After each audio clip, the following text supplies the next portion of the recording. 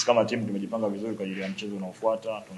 Tunatambua Tanzania Prison ni timu ngumu na timu nzuri. Pia tunatambua kwa Fountain Gate na inapokutana na Tanzania Prison tunajua ugumu unaotokea na uwaga ni mchezo mzuri, kwa hiyo tumejipanga vizuri kuwakabili ndugu zetu. Tumejipanga vizuri na tuna asilimia 90 za mechi za nyumbani tumefanya vizuri, tumepata point 3, tumepata sare.